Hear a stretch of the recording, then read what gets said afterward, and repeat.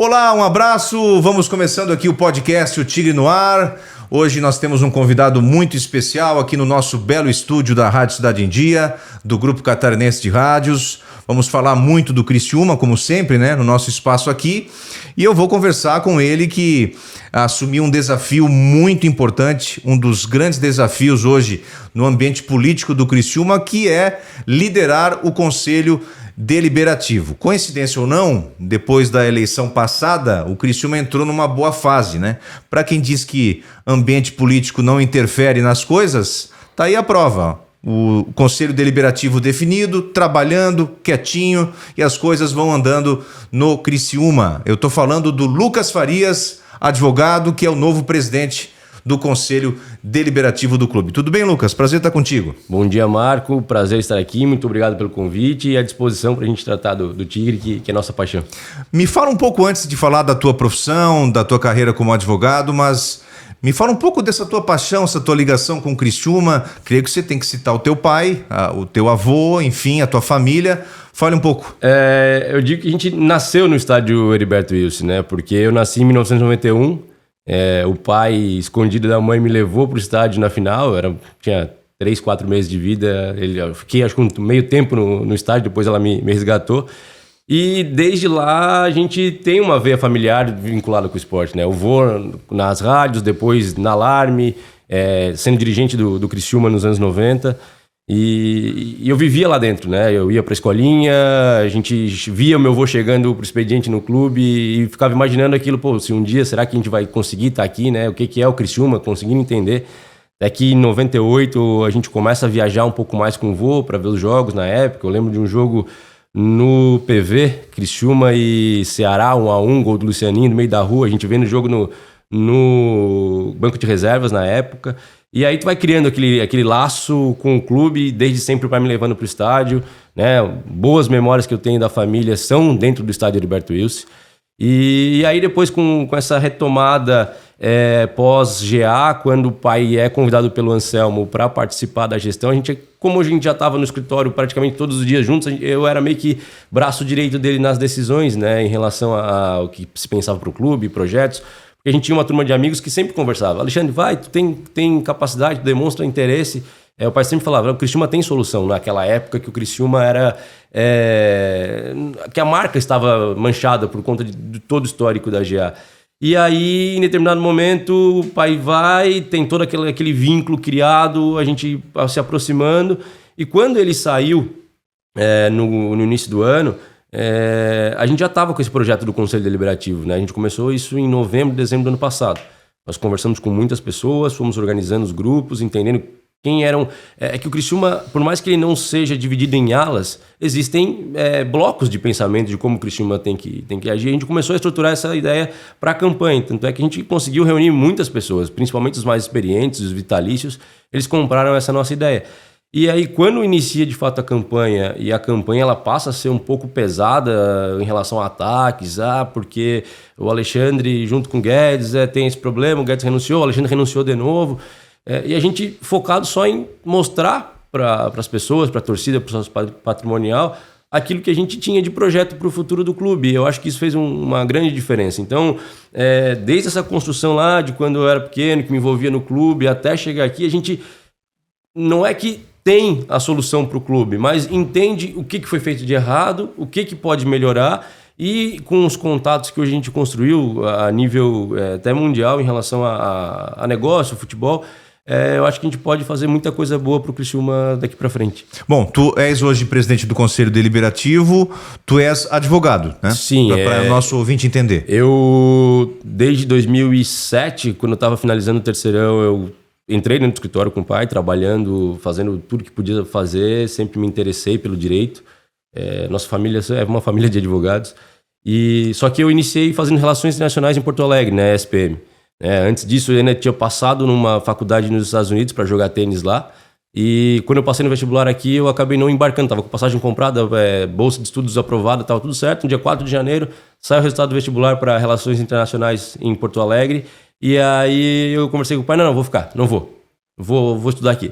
E fiquei 6 meses em Porto Alegre, entendi que talvez não era o que eu queria lá, e eu assim, pai, tô voltando para Criciúma, vou fazer vestibular para direito e vou tocar. Aí desde então me envolvi dentro do escritório, nas demandas que nós tínhamos, sempre tive uma veia um pouco mais voltada para o lado empresarial, me especializei em insolvência e recuperação judicial, e acho que no dia seguinte à minha formatura eu já estava fazendo assembleias de recuperação. Então desde 2014 até hoje já foram mais de 50 recuperações judiciais a nível de Brasil, administrando passivo, gerindo crise, então acostumado a resolver problema, né? Porque é uma área que ela demanda não só o conhecimento das leis, da legislação específica que trata da recuperação judicial, mas é uma área que tu acaba te envolvendo na empresa como um todo, sendo um verdadeiro conselheiro do empresário no momento que ele mais precisa, que é a estruturação do negócio dele, uma reestruturação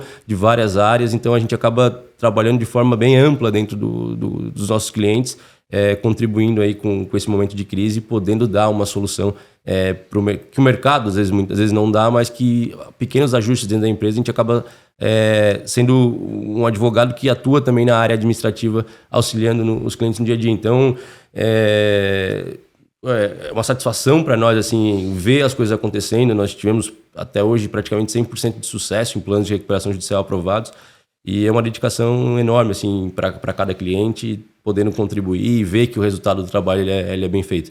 Então hoje basicamente eu cuido dessa área dentro do escritório, né? Nós temos toda a parte de direito empresarial bem estabelecida, mas a minha especialização mesmo é insolvência.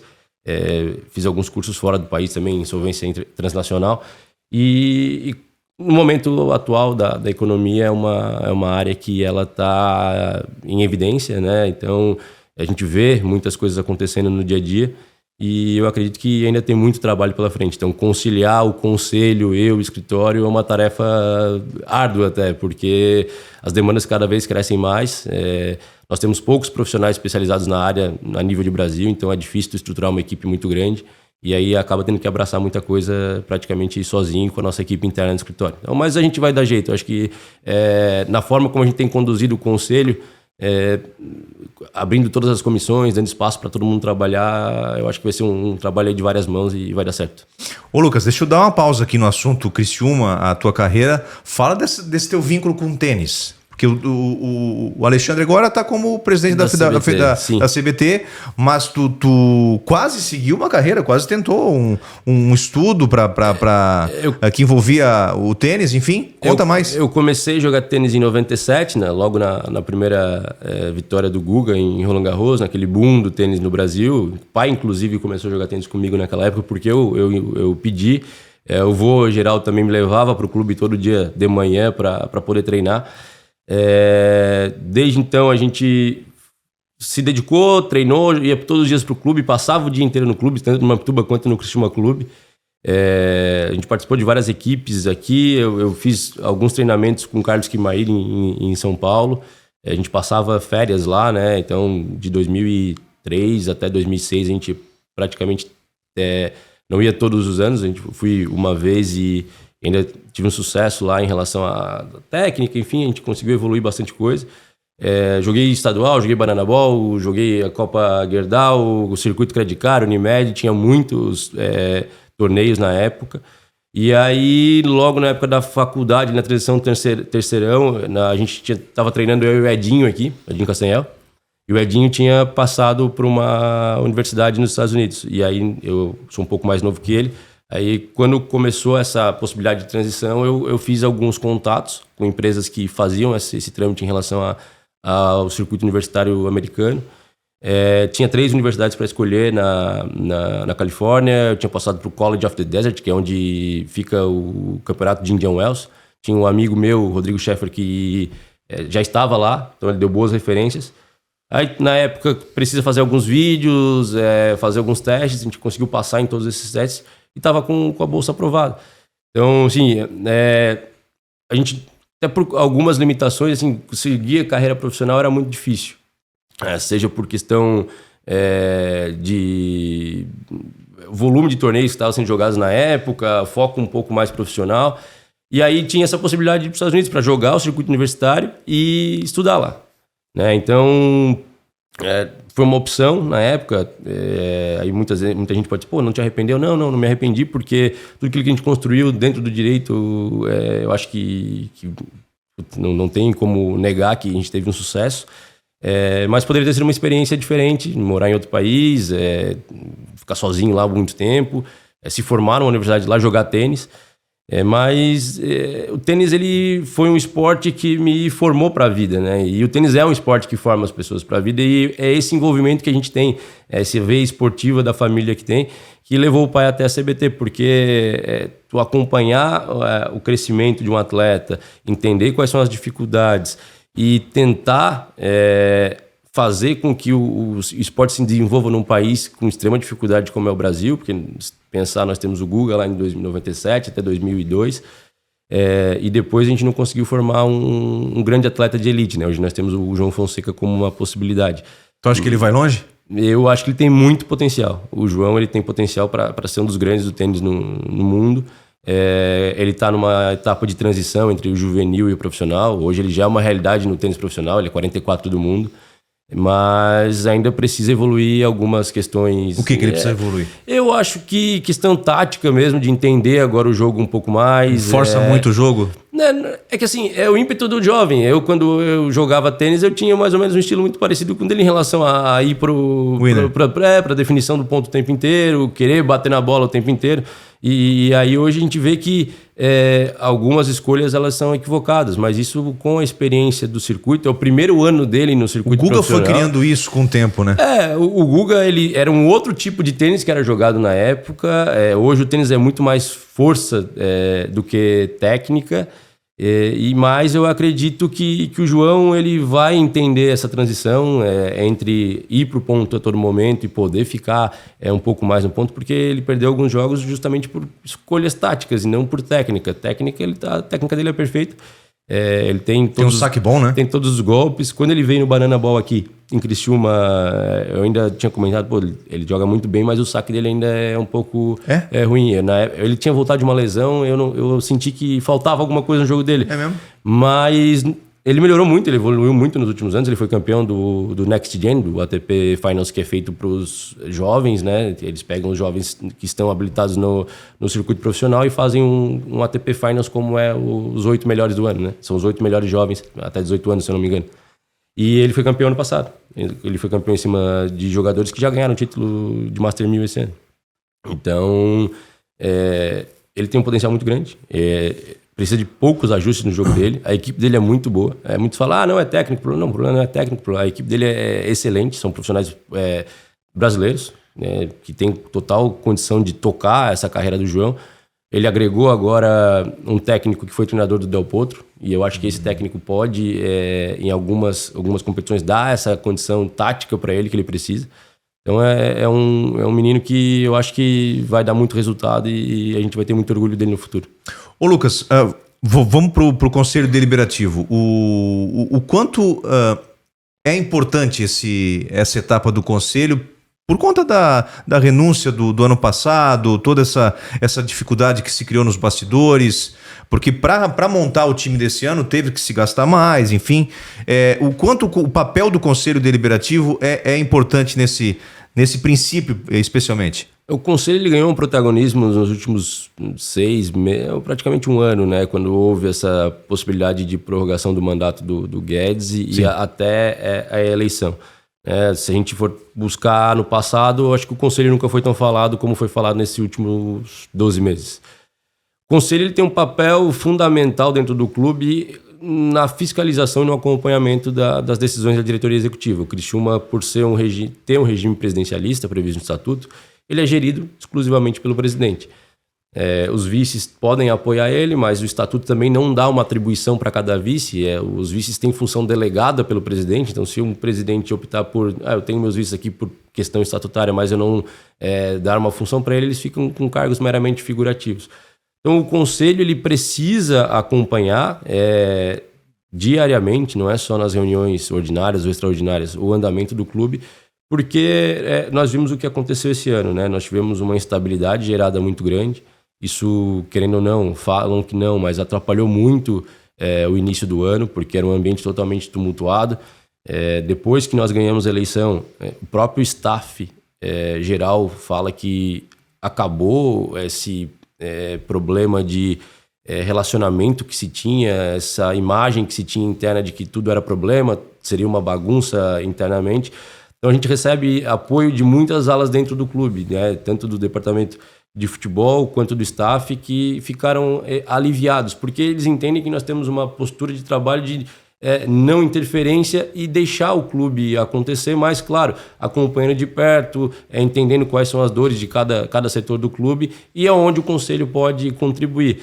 Nosso primeiro ato foi dar sequência naquilo que o Conselho Fiscal tinha apurado no início do ano, né? Nós entendemos que precisava de uma atenção maior, porque o Criciúma do início do ano ele tinha um custo. Hoje o custo do Criciúma ele é muito maior do que o do início do ano, só que nós temos uma grande diferença. No início do ano nós não tínhamos resultado, nós somos campeões da Recopa, tivemos uma eliminação para o Joinville no Catarinense, nós vimos que o clube tinha bons jogadores, mas não conseguia desenvolver um bom futebol, e aí com a evolução trazida pelo Eduardo Batista, a gente vê que aquilo que estava ali ele precisava ser melhor trabalhado do que no início do ano, só que também a gente acabou contratando mais jogadores, tendo que refazer um plantel, né? Hoje ainda me parece que 7 ou 8 jogadores do início do ano são titulares, né? Algumas peças pontuais fizeram a diferença, Marcinho, o Filipinho, o Nicolas, tem um papel fundamental nessa recuperação do Criciúma. O Eduardo Batista nem se fala, eu acho que ele é o grande líder do grupo todo. E a gente precisa, enquanto conselho, a gente precisava, né, resolver questões pendentes que estavam, que era a questão orçamentária, a questão do Conselho Fiscal, e aí a gente tomou essas decisões iniciais. Muita gente apontou um problema para nós, que não era nosso, mas a gente, de forma muito tranquila, resolveu no dia 20 aquilo que estava pendente. Daqui para frente, o Conselho ele vai trabalhar de pautas exclusivamente do Conselho, que nós temos ideias em relação a planos de gestão, planejamento estratégico, como que o Criciúma vai ser o clube efetivamente do futuro, que era uma proposta de campanha. Então, o Conselho tem um papel enorme dentro do clube, né, mas é um papel silencioso, e ele tem que fazer o papel dele de forma silenciosa, entender quais são as dores de cada setor do clube, o que o Conselho, dentro das atribuições do Conselho, pode auxiliar e projetar o Criciúma para frente. Essa preocupação com as contas, o quanto isso você reiterou várias vezes que isso não trava nenhuma decisão da diretoria, né? O que de fato está preocupado o Conselho? Na verdade, sim, o Criciúma, ele, de novo, né, ele é administrado por um presidente, ele que toma as decisões. Né? Em novembro foi apresentado um orçamento, em dezembro esse orçamento foi aprovado. Esse orçamento, quando foi apresentado pelo ex-presidente Vilmar Guedes, já se sabia que aquele orçamento talvez ele seria maior por conta de toda a reestruturação de elenco que teria. Então, a questão orçamentária, eu acho que é uma questão para forma, ajustar a realidade do clube. Você acha que houve um erro na montagem do orçamento? Sem dúvida. Eu acho que o Criciúma ele adotou uma base mínima, conservadora demais, sabendo que um ano seria um ano de dificuldade, um ano de transição. Não daria para fazer um time dentro daquele orçamento com o mercado atual. Hoje o Criciúma, a gente tem que entender o mercado do futebol. O Criciúma em 2021 pagava R$ 7.500, 10 mil, 15 mil, 20 mil para o capitão do time de salário. Hoje não existe jogador dentro do Criciúma que numa média ganha menos de 100 mil reais. Então o futebol de 2021 não é o futebol de 2025. Né? Então muita coisa mudou. O jogador que ganhava R$ 7.500 hoje não está mais no Criciúma, mas está em outro clube ganhando 150 mil. Sim, é uma evolução de 4 anos. O dinheiro das ligas e das bets inflacionou demais o mercado, não só em salário, mas também os agentes hoje e empresários, eles não negociam mais jogador sem uma remuneração. Isso não existia em 2021, 2022, começou a existir a partir de 2023. Então o orçamento, ele hoje de um clube de futebol de Série B que quer subir para a Série A, pega todos os principais aí 10 clubes, não tem clube com menos de 80 milhões de orçamento. A gente tinha um orçamento de 38. Então esse orçamento ele precisou ser readequado, ele foi readequado. O que nós nos preocupamos muito?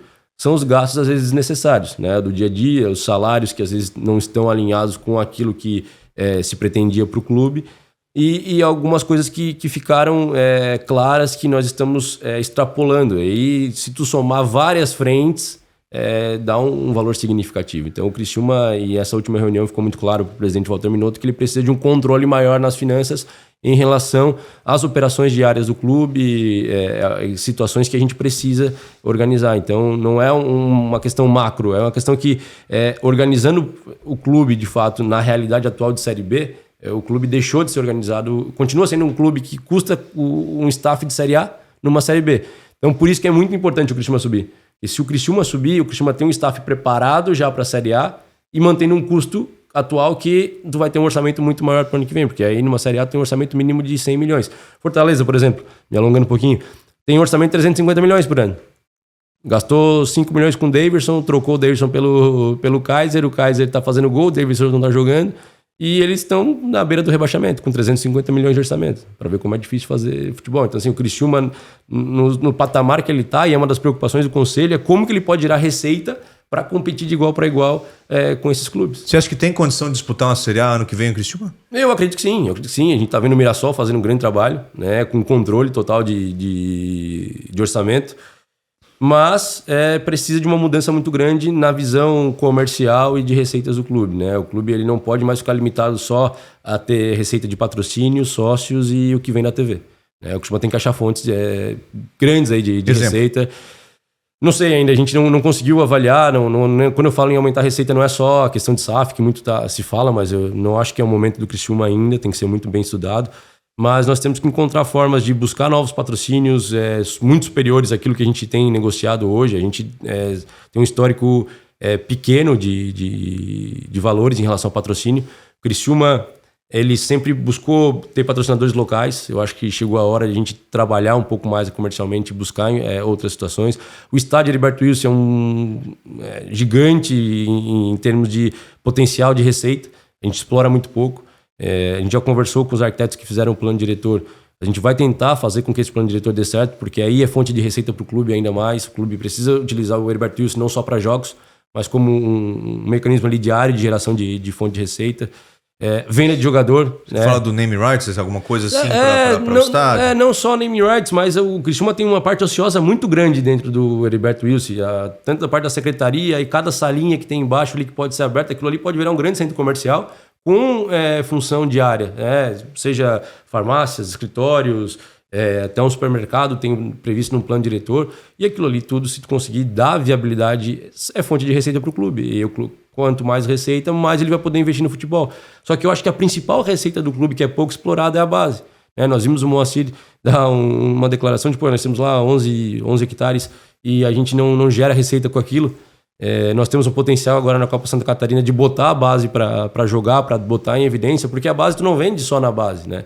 Quem vende na base são os grandes clubes que têm uma ampla gama de contatos e exposição mundial. Agora, o Criciúma, para vender diretamente da base, ou ele vai vender muito pouco, ou ele vai entregar jogadores como tem feito. Então a gente precisa botar esses jogadores para jogar. Porque a vitrine hoje no futebol está no futebol profissional. A base ela está limitada a esses clubes que são formadores há muito tempo, que investem 200, 300 milhões por ano em base. A gente não chega nesse patamar, nem a praticamente 1% desse valor, né? O que investe o Palmeiras. Então o Criciúma precisa botar jogador para jogar. E vendendo o jogador é onde a gente vai ter também mais receita para poder... O Moacir tá bem no clube? O que vocês têm pegado de feedback dele? O Moacir entrou para tentar aconselhar o Minotto nas decisões diárias, com um braço direito. Eu vejo que ele tem trabalhado bastante, tem comparecido no CT toda semana, praticamente todos os dias. Mas é um trabalho que ainda não dá para dizer o resultado, né? Porque começou faz 20 dias praticamente. Então, eu acho que o papel dele é impor um pouco de respeito nas decisões e entender a história do clube com o Moacir lá dentro. Porque quando tem uma reunião com o Moacir Fernandes, aí tu entende o histórico todo, a grandeza que ele representa para o clube, e aí a opinião dele tem um pouco de peso. Ele está lá para auxiliar e contribuir. Ele não vai interferir no futebol, não vai interferir em contratação, mas se ele puder dar opinião, dizer assim, gente, vamos focar nesses jogadores na base, fazer isso, assim, não gasta com esse tipo de obra, eu acho que ele vai ser bem aceita a opinião dele. Próxima reunião do Conselho é quando? Setembro, nós acreditamos que no final da primeira quinzena a gente tem uma pauta, nós temos algumas propostas de alteração do estatuto antes Nós pretendemos fazer uma revisão integral do estatuto, mas como o tempo é curto para isso, a gente vai focar em algumas questões em relação a talvez prazo de duração dos mandatos, porque nós temos quase todos os clubes da Série A 3 anos. O Criciúma é o único clube hoje, dentre os grandes, que tem 4 anos de mandato. Isso acaba, às vezes, gerando situações de oscilação, e a gente teve as renúncias no passado, a gente não quer que isso aconteça mais. Então, talvez a gente retome o prazo aí de duração dos mandatos para 3 anos. Tem aquela questão que envolve... Tanto conselho... Tanto conselho quanto executiva. Tem aquela questão que envolve a renúncia, né, com a eleição direta pelo conselho. A gente pretende extinguir essa eleição para que não haja esse antagonismo dentro de uma diretoria, porque o conselho tem um poder muito grande nas decisões de eleição para a executiva. Então, eu acho que tem que dar um pouco mais de liberdade para a executiva formar. Porque aquele meio tempo ali foi danoso, né? Esse é um problema, porque assim, a partir do momento que tu coloca pessoas com ideias totalmente antagonistas, e essas ideias elas conflitam o tempo inteiro, e elas talvez não tenham, pelas partes, vontade de fazer que as ideias fiquem iguais, tu gera um problema. Então, a gente tem um problema hoje de relacionamento, claro, dentro da diretoria executiva, mas que ele foi apaziguado e resolvido a partir da eleição do conselho. Né? Nós já tivemos reunião com toda a executiva, presença de todos os vice-presidentes, mas a gente vê no dia a dia o Minotto praticamente isolado tomando as decisões. Então o conselho está tentando dar esse respaldo para que o Minotto possa encarar essas decisões que ele precisa tomar até o final do ano. O Moacir entra justamente para dar esse apoio, os outros diretores nomeados também estão dando esse apoio para a executiva, e a gente não queria que acontecesse isso de novo, por conta de uma renúncia abrupta, tu ter pessoas que têm pensamentos muito conflitantes e não dão a sequência naquilo que era esperado. Então é uma das ideias que a gente tem. Eu acho que ali pela final da primeira quinzena de setembro a gente já vai ter uma próxima reunião. E aí até o final do ano todo mês praticamente 1 ou 2, até a gente conseguir implementar aquilo que a gente entende de ideal para a gestão do conselho, e aí entrar nesse ritmo das reuniões ordinárias e extraordinárias para o próximo ano. Mas é bastante trabalho. Então tá certo. Conversamos com o Lucas Farias, advogado, presidente do Conselho Deliberativo do Criciúma, que eu tive o prazer de receber aqui nos estúdios do Grupo Catarinense de Rádios. Lucas, obrigado. Obrigado, Marcos. Sempre à disposição de vocês. O conselho está aberto para todos. A gente aguarda vocês em todas as reuniões para que a gente possa mostrar a vocês o que está sendo feito e, de forma muito transparente, fazer o Criciúma grande de verdade. Nos colocamos também à disposição aqui na Cidade em Dia. Fechou, gente? Voltamos na semana que vem com um convidado sempre muito especial aqui para falar do Criciúma, do ambiente, do dia a dia. Até semana que vem. Um abraço.